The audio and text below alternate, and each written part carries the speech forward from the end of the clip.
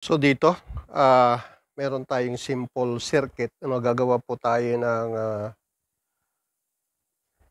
sirkito ng ilaw, no? Isang ilaw, meron tayong switch, okay? Meron tayong breaker, meron tayong junction box. So, simplified lang po natin para doon sa mga wala pang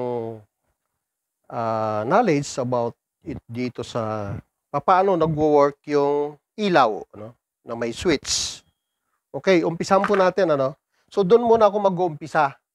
Kasi simplified lang po natin kasi naka-scroll na yung ating receptacle. So, ito po yung isang linya, ano po, ito isang linya para sa ilaw. So, dito natin po ilalagay, ano, papunta dyan. Ito naman po yung isang linya ng kuryente, no? Okay. Ayan. So, dito, dalawa pong linya, no? Ito po lahat, itong dalawa na ito ay papunta po doon sa breaker, no? So, meron lang tayong binypass doon sa switch pero babalik papunta po siya doon. So, ganito lang po yan, ano?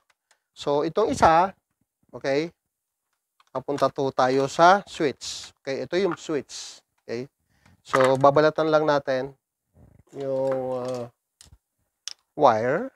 Then, okay. So, may sukat po yan, ano? Paano yung makikita? Dito po ang sukat niyan. Ayan, yan. Ito po, no? Ayan, makikita nyo ito. Yan. Okay. Ayun, no? Pwede na. So, ilagay natin yung isa. And then, maglalagay ulit tayo ng isang wire naman papunta diretso sa papunta naman po sa breaker. Ano po? So, babalatan natin ulit. Okay. So, dito naman po tayo sa kabila, side. Kasi open-close lang po yung gagawin natin yan sa switch. Okay? So, pag close, magkoconnect po yung papuntang breaker. Yung isang linya galing breaker, papunta po doon sa linya ng isang ilaw. Okay? So, ginawa natin is, yun. Ginawa nating puti at saka blue para identified natin yung line 1 and line 2. Okay. So, ito na.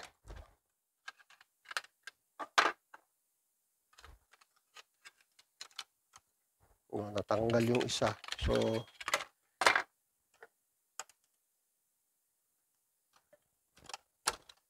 okay. Okay. Yan.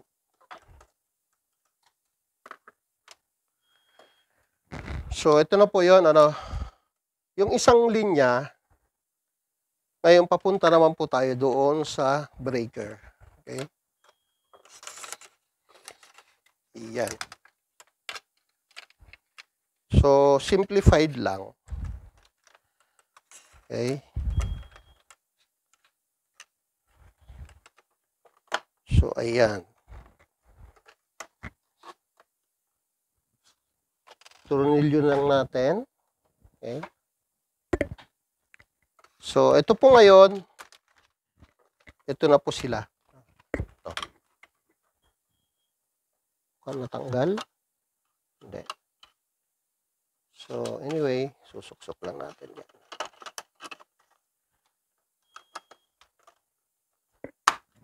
Yan.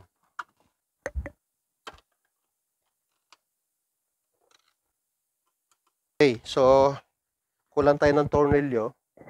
So, yung isang linya, yung puti, ano, pumunta ng switch, at may lumabas ulit na puti.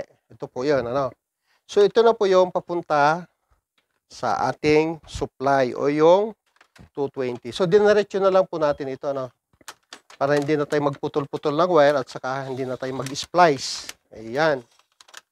Okay. Ayan. So, dali lang naman pong iayos yan. So, ito na po sila ngayon. Okay. Yung isa ay dito. Okay. Ayan. So, simplified lang po natin. Ano po ito? Palian lang natin to para magandang tingnan. So, wala tayong cable tie. So, ayan. Okay.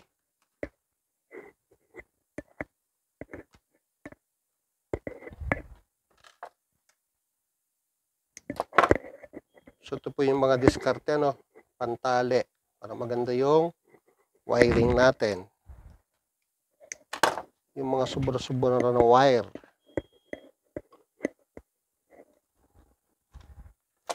Okay. Yun.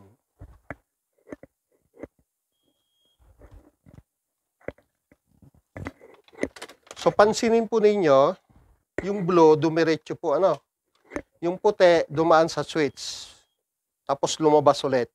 Ngayon po, itong wire na to, ito na po yung papunta doon sa breaker natin. Okay, so determinate lang natin doon sa ating breaker. Although sayang nga, ano, pag magputol-putol na tayo ng wire, so gamitin na lang natin. Yan. So dapat kasi, idediretso natin hanggang dito para maintindihan, maigi. Yan. So, ganito na lang po ang gawin natin kasi sayang yung wire. Okay.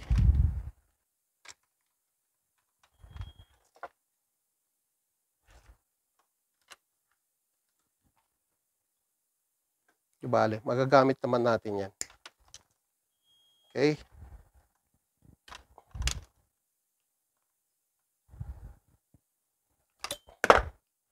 So, dito na tayo sa breaker. Ito, kung mapapansin nyo, dalawang wire ulit. Ano po? Yung puti, no, galing dun sa receptacle, pumunta ng switch. So, pabaliktad po ako kasi nakatornilyo na po kasi doon, nakascrew na. Pabaliktad po ako. Okay? So, ito, papunta ng switch. At yung isa, lumabas ulit. Ito na po yon. Ito na yung papuntang breaker. So, yung isa na blue, ay diretso po yan doon sa breaker na mismo. So, ilagay lang natin. I-terminate lang natin sa breaker. Okay?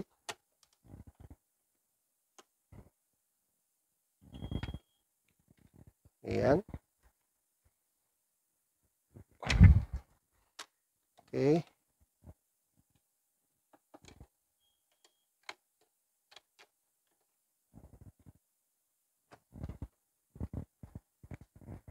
Ayan.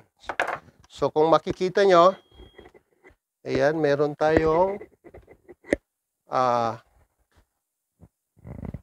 line 1, line 2, yung blue. So, ginawa natin line 2 na yung blue. At wala naman pong problema yan. Magkabaliktad man yung wire, wala pong problema. So, ito na po ngayon yung ating simple circuit ng ilaw. Okay?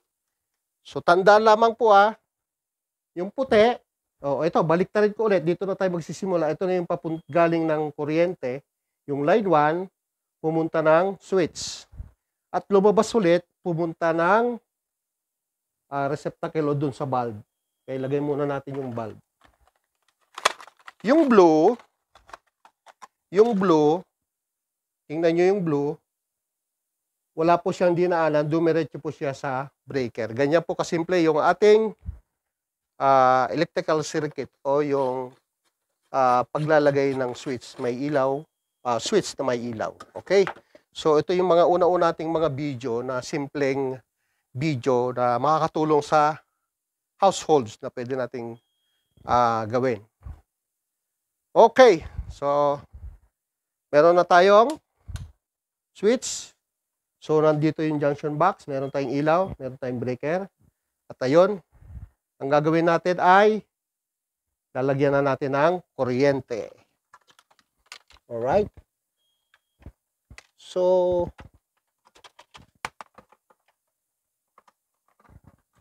ayan. Okay. So, titingnan natin yung power. So, dapat naka-times 10. Sorry. Naka 250 po tayo na AC. Okay? 250 AC. Okay? So, i-check natin yung supply. Kikita ba? So, ingat po ang kuryente, huwag pong paglaruan. So, check. Ayan, meron na po tayong nasusukat. Okay, so try nating i-on. O, ba't ayaw? Okay, so may problema yung switch. Wala pa pala. Hindi pa pala naka-on yung breaker. 1, 2. Ayun, tingnan nyo, umilaw na yung ilaw. Ayan, okay. So, napakasimpleng sirkito ng isang electrical, simple circuit. So, ilaw ang ginamit natin. Susundan nyo lang, puti. Pumunta ng breaker. Yung puti, yun ang line 1 natin. Pumunta ng switch, dumaan. Dumiretso sa line 1. Ito yon. Yung light 2, yung blue, dumiretso po doon sa isang linya ng bulb. Okay? O nung ilaw natin. So, ganyan po kasimple yung ating sirkito na pwedeng gamitin po sa ating household. Okay? Ayan. So, abangan po ulit yung ibang mga videos natin, yung mga tutorial about electrical and electronics. So, maraming salamat po sa mga nanonood sa aking mga video. Ayan. Okay, off na natin. I-off na natin yung breaker. Ingat po sa kuryente.